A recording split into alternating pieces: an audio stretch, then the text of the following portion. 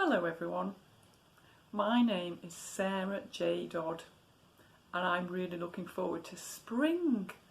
Sunny days, lambs in the fields, all the spring flowers. Everything feels warm and light and hopeful, doesn't it? Well, I'm going to read to you today my new book, Alive Again, which is about the greatest hope that Christians have.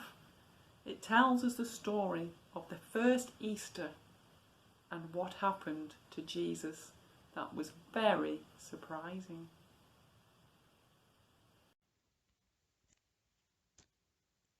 Alive Again, The Easter Story by Sarah J. Dodd, with illustrations by Raffaella Ligi. Jesus and his disciples were on their way to Jerusalem. Jesus had been saying some strange things. He seemed to think that he was going to be killed, but then he would come back to life again.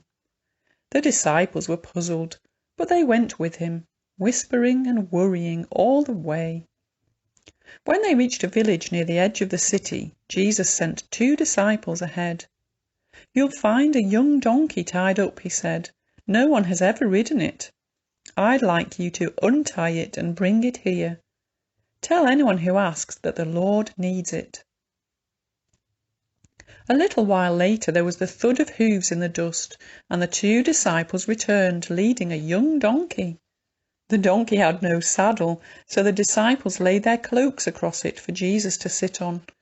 As he rode into the city, people lined the streets, waving palm branches and shouting for joy. "Blessed is the King who comes in the name of the Lord," they sang, and they lay their cloaks on the road to make a royal carpet beneath the donkey's hooves. Once he was inside the city, Jesus went to the temple. He remembered God's words to Solomon hundreds of years before. This was God's house, where people of any language or country could come and pray. Now it was more like a marketplace. Stray cats darted in and out of the stalls, where cooing doves were being sold for high prices. The people who came to make their festival offering to God were being cheated out of their last coins. Anger rose in Jesus. "People should not have to pay to come and worship my Father," he roared. "This is God's house, and you have made it a den of robbers." Amid shouting and a flurry of wings, Jesus began to overturn the stalls. "Nobody should stop people from coming to God," he declared. From the shadows the Jewish leaders watched. They nodded to one another and began to make their plans to get rid of Jesus. Jerusalem was crammed with people, talking and laughing, jostling and tripping over one another. It was the Passover celebration, the time when the Jews thanked God for bringing his people out of Egypt all those years before. Jesus and his disciples were among the crowds. They almost had to shout to make themselves heard. "We need somewhere to have our special Passover supper," said Peter, rubbing his stomach as he thought of the roast lamb they would eat. "Yes, where shall we have it?" asked John. "It's all arranged," said Jesus. "You will meet a man carrying a jar of water. He will show you a large upstairs room where you can prepare everything." It all happened as Jesus had said, and by the time night fell, he and his 12 disciples were gathered around the low table, ready to eat. Jesus picked up some of the flat bread. He thanked God for it and broke it in 2, then shared it out among them. "This is my body given for you," he said, as he gave each disciple a piece. The disciples looked at one another, shrugged, and ate the bread.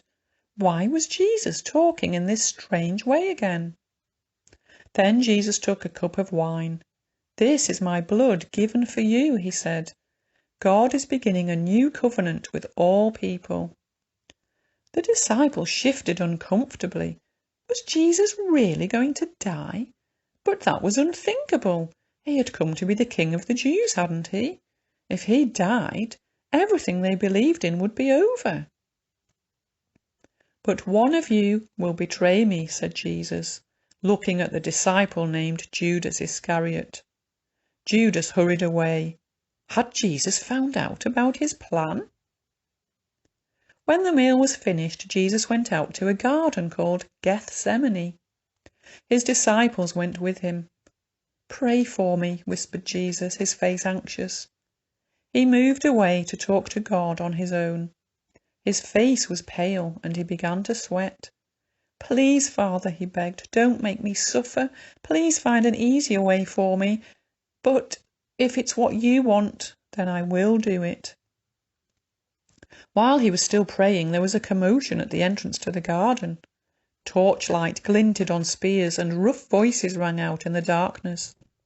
It was a band of soldiers looking around at Jesus and the disciples. "Which one is it?" muttered one of them. Judas Iscariot was with them. He stepped forward and kissed Jesus on the cheek.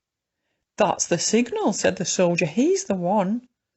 The soldiers stepped forward, shoving Judas aside and grabbing hold of Jesus.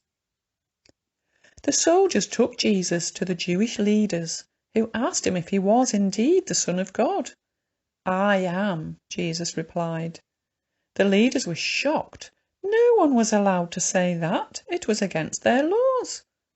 "This man must die," they said. Jesus knew that he could call on thousands of angels to help him, but he also knew that the most important task of all lay ahead. The Jewish leaders took Jesus to the Roman leader, Pontius Pilate. Pilate questioned him and at last declared, "He hasn't done anything wrong." "He's a troublemaker," growled the leaders. Pilate sighed. "Send him to the ruler of Galilee and let him decide what to do." When the ruler saw Jesus standing before him, he rubbed his hands. "Show me a miracle," he demanded, and he pestered Jesus with lots of questions. Jesus said nothing. He did nothing. The soldiers made fun of Jesus and called him names. They dressed him in a royal robe for a joke and sent him back to Pilate. "I'm going to let him go," announced Pilate. "No!" roared the crowd, full of Jewish leaders. "Crucify him!" Crucify him? Nail him to a cross? Thought Pilate. That is the worst death for the worst kind of criminal. But the crowd kept on shouting, and Pilate didn't want to upset them, so he agreed. The soldiers took Jesus away. They whipped him and spat on him. They twisted a crown out of spiky thorns and pressed it onto his head. Then Jesus was nailed to a cross. His mother Mary was there watching and weeping. John, Jesus' disciple, put his arms around her. "Let John be your son now," said Jesus, gritting his teeth against the pain. "John, take care of Mary as though she were your own mother." Jesus hung there all Friday afternoon, and at last he died. Some of Jesus' followers took his body down, wrapped it in cloths, and took it to a garden. They laid it in a cave tomb, rolled a heavy stone across the entrance, and went home, numb with shock and sadness. Early on Sunday morning, one of Jesus' women followers, Mary Magdalene, went to the tomb. She was horrified to see that the stone over the doorway had been rolled back and that the tomb was empty. She raced back to the disciples. "Jesus' body has gone," she sobbed. "Someone must have stolen it." Peter and John hurried back with her and went into the tomb.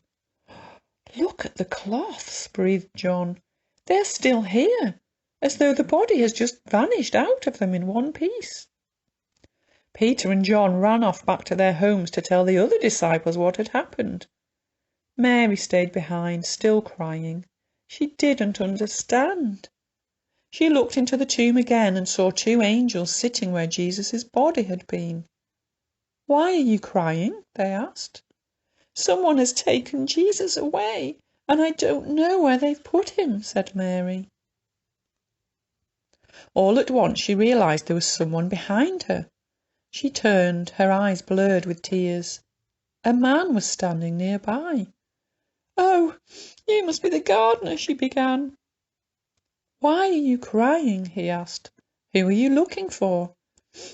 Have you put Jesus somewhere else? Mary wept. If you have, please tell me. I just want to see him. The man spoke a single word. Mary. In that moment, Mary recognized both the voice and the man. Oh, it can't be, she gasped. But it was. Jesus himself stood there. He was alive. On Sunday evening, the disciples were huddled together in one room. The Jewish leaders might want to kill us too, said one of them. Lock the door. After the doors had been locked, Jesus appeared in the room. The disciples gasped and shrank back in fear.